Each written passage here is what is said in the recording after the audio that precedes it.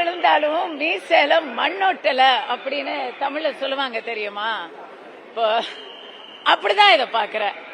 தோத்தாச்சு, அதிபயங்கரமா தோத்தாச்சு. ஒரு ஓட்டு வித்தியாசத்திலயும் தோத்தாச்சு, 83,000 வாக்கு வித்தியாசத்திலயும் தோத்தாச்சு.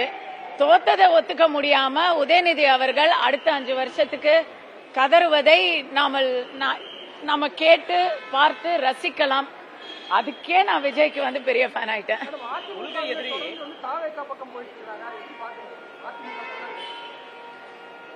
அதாவதுங்க, ஒரு பெரிய வெற்றிய தாவேகா எதிர்பாராத பெரிய வெற்றிய பெற்றிருக்கிறாங்க பொழுது அந்த வெற்றியை பறி கொடுத்தவர்கள் வெற்றி பெற்றவர்கள் கிட்ட போறதுங்கிறது சாதாரணமா நடக்கிற விஷயம் தாங்க. அதிமுக வந்து பவருக்கு வரும்போது மத்த கட்சிகள்ல இருந்து எல்லாரும் அதிமுக ஓடி வருவாங்க. 5 வருஷம் முன்னாடி ஸ்டாலின் ஐயாவை ஜெயிச்ச போது அந்த பக்கம் எல்லாரும் போனாங்க. இப்ப வந்து தாவேகா வந்து ஒரு ட்ரெண்டிங்ல இருக்குங்கிறதுனால அதுக்கு எல்லாரும் வருவாங்க.